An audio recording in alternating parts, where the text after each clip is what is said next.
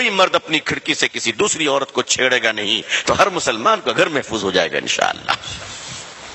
آج ہمیں احساس تک نہیں ہے، بڑے دیندار بنتے ہیں، برقع پہن کر عورتیں عزت بیچ رہی ہیں۔ احساس ہے، اپنے محلے کی خبر رکھی ہم نے، پوری دنیا کو زکوٰۃ بانٹ دی، گھر کے قریب میں بیوہ متعلقہ عورتیں اپنے پیٹ کو پالنے کے لیے برقع پہن کر ہوٹلوں میں جا کر غیروں کے بستر پر پہنچ رہی ہیں۔ کیا جواب تو کیا مسلمان ہو تم اللہ کے یہاں؟ کہاں کی دینداری، کیسی دینداری؟ ان چیزوں کو روکنے کی ترکیب یہ ہے کہ ضرورتوں کو پوری کیجئے، ورنہ غریبی آدمی کو شرک اور کفر کے دروازے تک پہنچا دیتی ہے۔ انسان کی ضرورتوں کو تکمیل کیجئے۔ ہر مسجد کی ذمہ داری ہے کہ وہ اپنے محلے کی خبر رکھے۔ ہر محلے، پورے ہر مسجد کی ذمہ داری ہے، ہر مسجد میں بیت المال ہو، ہر مسجد کے اندر ایک بیت المال ہو۔ ہمارے محلے میں بیوہ کتنی ہے، طلاق شدہ کتنی ہے، معذور کتنے ہیں، بزرگ کتنے ہیں، ریٹائرڈ کتنے ہیں، یتیم بچے کتنے ہیں، تاکہ وہ لوگ بھیک نہ مانگیں، ڈراپ آؤٹ نہ کریں، عزت عصمت نہ بیچیں، ان سب کو وظیفہ جائے، ان کو ایک مناسب جاب مل جائے، کام مل جائے، ان کی عزت و آبرو کا خیال کیا جائے۔ آج ان کی غریبی کا فائدہ اٹھاتے ہوئے مسلمان عورتوں کو لون دیے جا رہے ہیں اور سود کے نام پر ان کو لوٹا جا رہا ہے، اور وہ عورتیں جب پیسہ نہیں دے پا رہی ہیں تو ان کو ہوٹلوں میں بلا کر ان کی عزتیں تار تار کی جا رہی ہیں، اور ہم چودھری اور سیٹھ صاحب بن کر بیٹھے ہوئے ہیں۔ بولیے یہ سب ہو رہا ہے کہ نہیں ہو رہا ہے؟ بتائیے گراؤنڈ ریالٹی ہے کہ نہیں؟ یہ اس کو آپ روکیں گے نہیں، نسلیں برباد ہو جائیں گی، نسلیں برباد ہو جائیں گی۔ پھر آپ کہاں سے تیار کیجئے گا نسلوں کو؟ آپ کو تو اندر سے کھوکھلا کیا جا رہا ہے، اوپر سے بالکل ٹھیک ہیں آپ، اندر سے آپ کی جڑیں کاٹ دی گئی۔ لوگ کہتے ہیں بیٹیاں آج مرتد ہو جا رہی، نعوذ باللہ۔ نہیں، آج نہیں ہو رہی ہے۔ حضرت تھانوی کے سامنے حضرت تھانوی علیہ رحمہ سے کسی نے کہا حضرت فلاں آدمی کفر پہ مر گیا، حضرت نے فرمایا نہیں، کفر پہلے آئی تھی، ظاہر اب ہوا ہے۔ یہ جو مسلمانوں کی بیٹیاں مرتد ہو رہی، نعوذ باللہ، یہ مرتد وہ تو اظہار ہے۔ سوچو کسی کے ساتھ بھاگ جانا وہ تو آخری قدم ہے، کئی سالوں سے رشتے چل رہے تھے، تب تم نے نگاہ نہیں رکھی، تب تم نے نگاہ نہیں رکھی۔ کوئی بیٹی ندی میں کود کر جا رہی ہے تو پورے ہندوستان کا کلیجہ منہ کے باہر آ گیا۔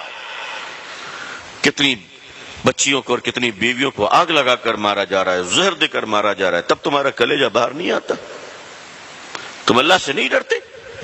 اس لیے لوگوں، اپنی عورتوں کے اور بچوں کے حقوق کے تئیں اللہ سے ڈرتے رہو۔ خطبۃ الوداع میں، آخری خطبے میں، عرفات کے میدان میں اللہ کے آخری رسول صلی اللہ علیہ وسلم نے جو پوری دنیا کے مسلمانوں کو اور قیامت تک کے لیے مسلمانوں کو جو پیغام دیا ہے آپ نے، اس پیغام میں ایک جملہ یہ بھی ہے کہ لوگوں، اپنی عورتوں کے حقوق کے تعلق سے فکر مند رہنا، قیامت کے دن پوچھو گی تم سے۔ اپنی بیٹیوں کو جائیداد میں حصہ نہیں دیتے، ہاں، 7 حج کر چکے ہیں، 15 عمرہ کر چکے ہیں، بیٹی کو حصہ نہیں دیتے۔ باپ مر گیا تو بھائی حصہ نہیں دیتا، جبکہ باپ کی جائیداد میں بیٹی کا حصہ ہے۔ یہ فیصلہ مولوی کا ہے یا اللہ کا ہے؟ بولو بھائی، اللہ کا ہے۔ یہ شریعت مولوی کی ہے یا رسول اللہ کی ہے صلی اللہ علیہ وسلم؟ باپ کی جائیداد میں بیٹی کا حصہ ہے، چاہے ایک کیل نکلتی ہو، ایک پتھر نکلتا ہو، وہ اس کو دو، اور اگر تم نے نہیں دیا تو سن لو لوگوں، تم تہجد گزار ہوگے، تم دیندار ہوگے، تم بیت اللہ جاتے ہوگے، تم کعبہ کے اندر گئے ہوگے، تم ملتزم میں چمٹ کر روئے ہوگے، کعبہ کا غلاف تم نے رکھا ہوگا، زمزم سے تم نے غسل کیا ہوگا، ریاض الجنہ میں تم بیٹھے ہوگے۔ ان سب کے باوجود اگر تم نے اپنی بیٹی کا حق نہیں دیا اور بہن کا حق نہیں دیا تو ڈاکو بن کر مرو گے، ڈکیت بن کر مرو گے۔ تمہارا شمار ڈکیت میں ہوگا، ڈاکوؤں میں ہوگا، خاندان میں، نسلوں میں آگ لگ جائے گی، اس مال میں کبھی برکت نہیں ہوگی۔ اس لیے عزیزان ملت، یہ مہم چلائیے کہ ہم اپنی بیٹیوں کا حصہ دیں گے جائیداد میں انشاءاللہ۔ ہماری بیٹیاں کیوں بھاگیں گی کہیں اگر ہم انصاف کریں؟ اللہ ہماری بیٹیوں کے ایمان کی حفاظت فرمائے، اللہ ہم سب کے اور آپ سب کی بیٹیوں کی حفاظت فرمائے۔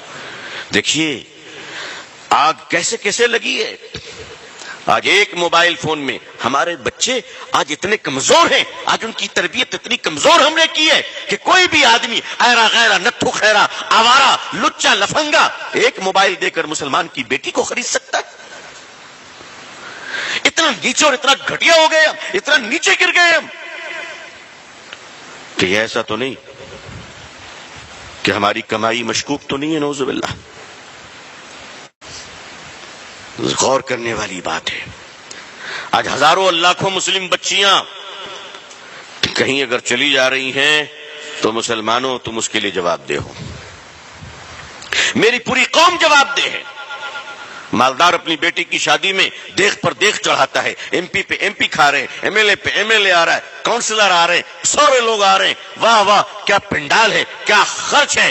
دو دیکھ کھانے جو ہے وہ ضائع بھی ہو گئے، برباد بھی ہو گئے، کھانا پھینکا جا رہا ہے، کھایا جا رہا ہے، گرایا جا رہا ہے. اور وہ پیسوں کی بہتات ہے اور وہ پیسوں کی فراوانی ہے اور وہ دکھاوا اپنے مالداری کا، اور بارات آ رہی ہے اور پٹاخے اور آتش بازیاں ہو رہی ہیں اور بڑے بڑے قیمتی حال اور ہوٹل لیے گئے ہیں. اور وہیں پر اگر کوئی مسلمان بچی اپنی غربت کی وجہ کر شادی نہیں ہو پا رہی ہے اور اس کا غریب بوڑھا باپ مسجدوں میں کھڑا ہو کر کہتا ہے کہ میرے بھائیوں میری بیٹی کی شادی ہے، مدد کرنے کے لیے مجھے کچھ بھیک میں دے دو تاکہ میں اپنی بیٹی کی شادی کر لوں. جس قوم اور سماج میں ایک مسلمان اپنی بیٹی کی شادی کرنے کے لیے مسجدوں میں بھیک مانگتا ہو، اس قوم کے مالداروں کو ڈوب مرنا چاہیے، ڈوب مرنا چاہیے.